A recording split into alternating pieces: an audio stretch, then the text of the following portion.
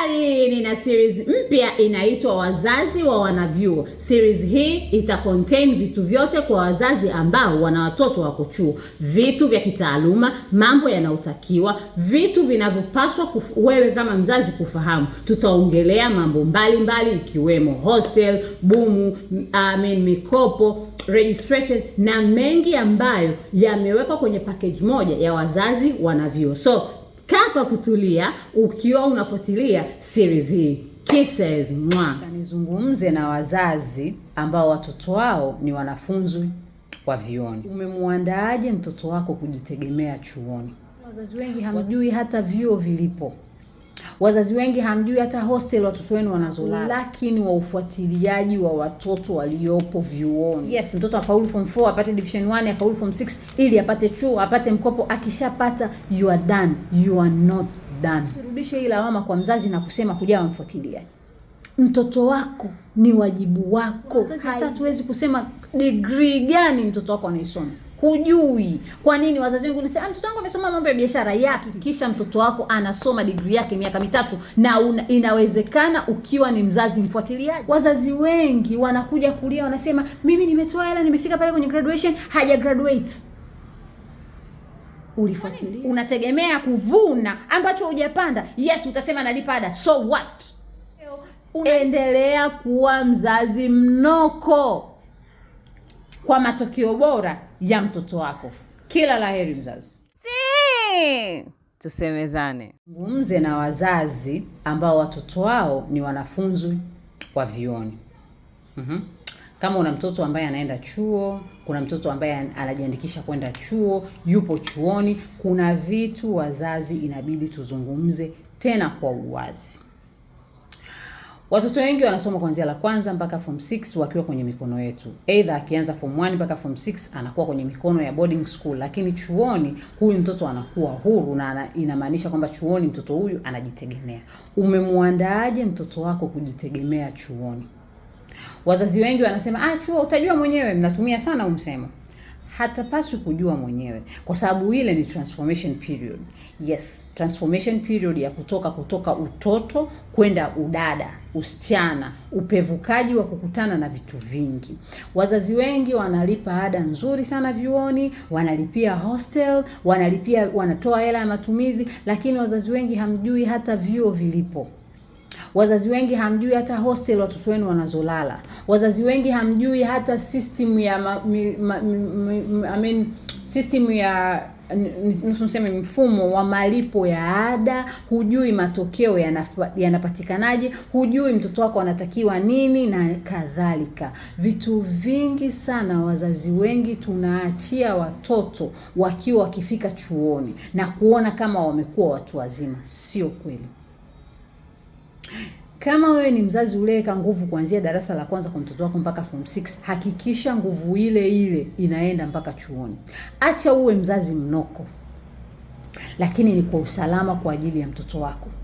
Wazazi wengi wana vilio vya watoto na kusema mtoto wangu alidisco sikujua, mtoto wangu alikuwa amepata mimba sijui sikujua, mtoto wangu anaishi na mwanaume sikujua, mtoto wangu ana hiki sikujua. Unajua kwa nini hukujua? Kwa sababu kuna ulakini wa ufuatiliaji wa watoto waliopo vyuoni. Watoto wengi walioko vyuoni wakifika vyuoni wanatangatanga. Kwa nini? Kwa sababu hatujawaandaa kisaikolojia vitu wanavyoenda kukutana nao, exposure wanaoenda kukutana nao, aina ya watu wanaenda kukutana nao, mazingira, tabia na transformation zote hatujawaandaa. Wazazi wengi tuko focused na nectar. Yes, mtoto afaulu form 4, apate division 1, afaulu form 6 ili apate chuo, apate mkopo. Akishapata, you are done. You are not done. Watoto wengi wameharibikiwa vyuoni. Watoto wengi wanaishi na wanaume vyuoni. Watoto wengi wanatembea na wanaume wa watu vyuoni. Watoto wengi wanavyokuambia niko hostel, amepangishiwa nyumba na mwanaume vyuoni. Watoto wengi wanafanya ushoga vyuoni, wasagaji vyuoni. Watoto wengi wameharibikiwa kwa kuadapt tabia ambazo hazipo vyuoni. Kuna watoto wamedisco mwaka wa kwanza na anaenda chuo kwa miaka 3 na mzazi unalipa ada, unakuja kumlaumu mtoto. Kwa nini tusirudishe hii lawama kwa mzazi na kusema kujawa mfuatiliaji? Mtoto wako ni wajibu wako, haijalishi mtoto wako yuko level gani ya elimu, as long as unalipa hiyo ada, as long as mtoto wako una future nzuri na mtoto wako, hakikisha unakuwa mfuatiliaji. Vyuoni wana utaratibu. Je, utaratibu unaujua? Je, unajua mifumo ya matokeo? Je, unajua mtoto wako anapata asilimia ngapi ya mkopo? Unajua hostels? Unajua anapoishi? Unajua anapata sapu, repeat na kadhalika? Jamani, tutumieni muda wa kujifunza level za watoto wetu kama tulivyokuwa tunajifunza huku chini. Kama unavyojua mtoto wangu anasoma science, mtoto wangu anasoma sijui art, mtoto wangu sijui amefaulu HG nini, tunajua hivyo vitu, lakini tukifika vyuoni kuna wazazi hata hatuwezi kusema degree gani mtoto wako anaisoma. Hujui. Kwa nini wazazi wengi wanasema mtoto wangu amesoma mambo ya biashara? Yapi? Business administration, business in marketing, business in account, business in finance, au business ipi? Mtoto wangu bwana amesoma economics ipi? Si unajua IFM pale, si unajua UD wanatoaga naniliwe ya law ipi? Which law does your kid anasoma? Hujui. Na unalaumu na unakuja kuwa na maumivu makubwa, mtoto anakupiga na kitu kizito utosini, tunasema kwa sababu hujafuatilia. Acha uitwe mzazi mnoko ili mtoto wako asome ule muda anaopaswa kusoma. Nikisema hivyo inamaanisha kama mtoto wako anatakiwa asome degree miaka 3, hakikisha mtoto wako anasoma degree yake miaka 3, na inawezekana ukiwa ni mzazi mfuatiliaji.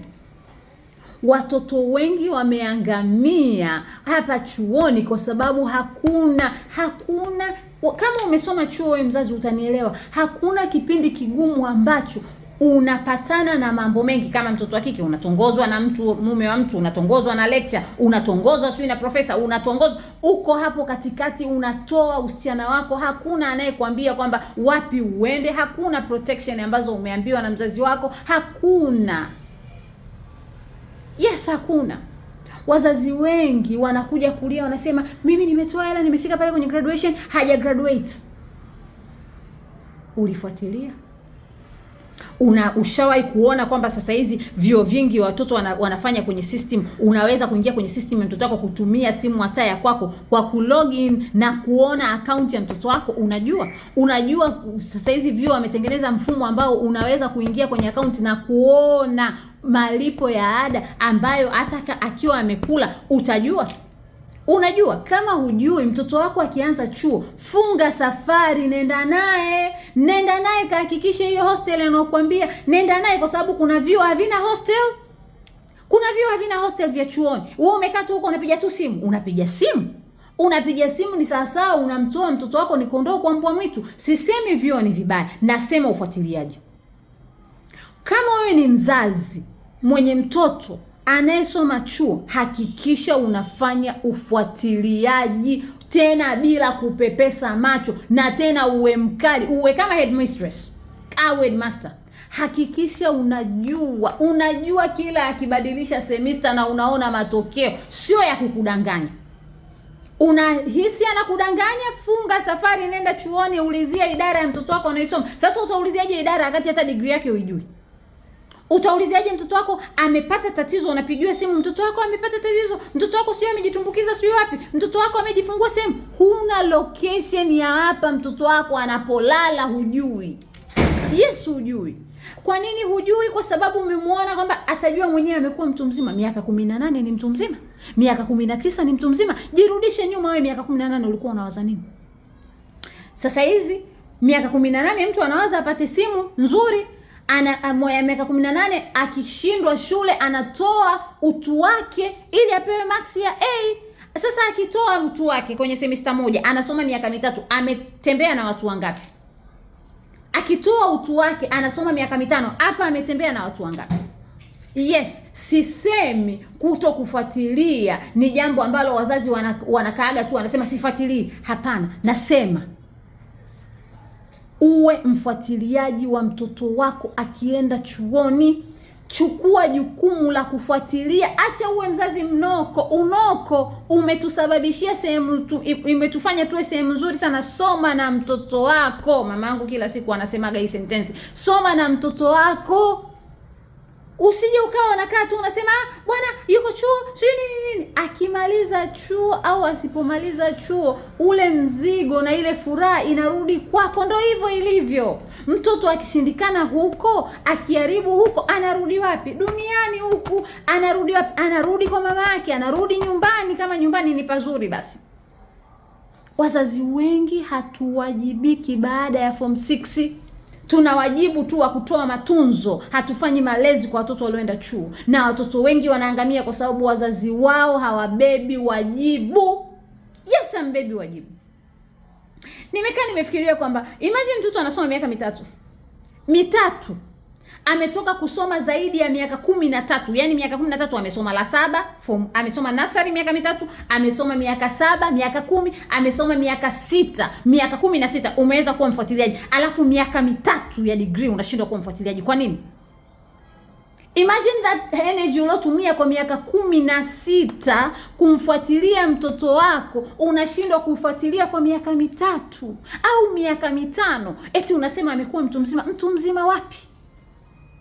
Watoto wanakufa kwa kutoa mimba vyuoni. Watoto wanapata magonjwa ya ukimwi kwa kutembea na wanaume za watu, kwa kufanya ushoga ili ya survive. Watoto wanachukua double money kwa wazazi wao kwa sababu hamfuatilii. Hujui ada, hujui akaunti ya mtoto, hujui nini, yani hujui. Yani mzazi tukikuuliza unajua account number ya mtoto ya malipo ya ada, hujui. Je, unajua hicho chuo mtoto wako akifika mwaka wa kwanza semester 1, akifika semester 2 wanahamishwa? Hujui. Nini unajua kuhusu mtoto wako? Hujui. Alafu unakaa akifika pale mbele unasemaje? Mtoto wangu nilikuwa sijui nini. Unalaumu. Tunajiuliza, hili anguko nilijiandaa lisitokee au niliacha ndo linakuja? Wazazi wengi mmepata frustration, mmepata pressure, mnafika kwenye graduation, mnarudishwa na keki zenu. Kwa nini? Unategemea kuvuna ambacho hujapanda. Yes, utasema nalipa ada. So what? Unalipa ada, amedisco na bado still anatoka hapo nyumbani kwa miaka 3, analala na mwanaume, anaenda kutembea na lishangazi, na unalipa ada, na ukijua wewe mtoto anasoma na asomi. Yes, umelipa ada. Do you have any evidence kwamba ada yako imeenda kwenye account ya chuo? Huna. Do you have evidence kwamba umelipa malipo ya hostel na mtoto wako yuko hostel? Hujui. Do you have evidence hata mtoto wako kama anafika chuoni? Hujui. Kwa nini? Kwa sababu ufuatilii. Yes, kwa sababu ufuatilii. Wazazi wengi mmepoteza watoto wenu chuoni. Yes, na unajua deep down chuoni. Hivi jamani, watu mliosoma chuo mnanielewa. Bato ya chuo, unamwacha mtoto wako anatangatanga kama yatima. Yes, kwa sababu anatakiwa akiface SAP, akwambie mama, baba, nina SAP. Awe na hiyo confidence ya kusema failure zake ili asitoe utu wake. Awe na hiyo confidence ya kusema nimedisco ili mtatue tatizo. Lakini wengi mnahisi akienda chuo anajijua wapi? Ametoka kwenye shule inaumtrain, mwalimu anafuatilia, anachapwa na kadhalika. Hizo tunasema form 1 mpaka form 6, si ndio? Lakini ukifika chuo huchapwi. Unaenda chuo unavyotaka. Unafanya unavyotaka kwa sababu chuo wanaamini ni mtu mzima. Lakini mtoto wako ni mtu mzima? Sio mtu mzima. Video hii ni maalum kwa wazazi. Yes, kwa wazazi ambao mnatamani good future za watoto wenu, ambao mmetumia nguvu kubwa ya kutafuta ada kwa ajili ya watoto wenu, alafu watoto wanawaliza, ambao mnajiandaa kupeleka watoto wenu chuoni. Hiyo effort ulioitumia from nursery to form 6 usiache. Wewe kama ni mzazi, kama ni mlezi, as long as una mtoto hapo anayeenda chuoni, kuwa mnoko. Yes, acha akuchukie, lakini for the better use. Yes, for the better use. Imagine umetoa zaidi ya milioni 6, 7, 8, 10. Mtoto anarudi hapo amedisco, ana ukimwi, ana mtoto tumboni. Vyote kwa pamoja. Tuwaze vyote. Siwezi kusema kwamba watoto wote wanafanya vitu vibaya. Kuna watoto they are very smart kwa sababu ya malezi waliolelewa. wanaenda wanapambana na changamoto zao na wanatoka. Lakini kwa vizazi vya sasa hivi ambavyo havitaki purukushani, akiambiwa urais anaenda na urais. Turudini kwenye roots zetu wazazi. Yes. Unakumbuka tulivyokuwa tunafuatiliwa? Fuatilia. Sisi tu wengine tumefuatiliwa back to back mpaka tumemaliza level za elimu zetu. Kwa nini? Kwa sababu wazazi hao walikuwa wanajua thamani ya elimu. Ndio sasa hivi tunasema elimu haina thamani. Mimi naambiaga watu wengi sana, hususan wadogo zangu, wakiwa wanasema watu wengi wana degree, sema mimi pia niko kwenye hao wengi. Usiende na hii trend ya kusema watu wengi wana degree, hata asipopata siku serikali inaweza ikaja ikasema jamani, tunataka watu wenye degree wapewe kazi, na mtoto wako hana. Yes, hana. Na hana kwa nini? Kwa sababu umeshinda kutoa miaka 3 ya kumfuatilia. Yes. Kuna wazazi wana maumivu. Wananielewa sana ninavyosema hivi. Kuna wazazi hawajarecover kutokana na maumivu yaliyosababishwa na watoto wao, kwa sababu mtoto anaonekana amegeuka, amekuwa nyoka, hajabeba uchungu. Sio hajabeba uchungu. Alipofika huko hajawa mtoto tena. Alipofika huko amekuwa huru. Alipofika huko hakuelekezwa nini cha kufanya. Na hisi unanielewa mzazi mwenzangu. Hakikisha unapata wasaa wa kukaa chini na mtoto wako anayeenda chuo, ambaye yuko chuo. Ufanye ufuatiliaji wa upate matokeo. Endelea kuwa mzazi mnoko kwa matokeo bora ya mtoto wako. Kila laheri mzazi.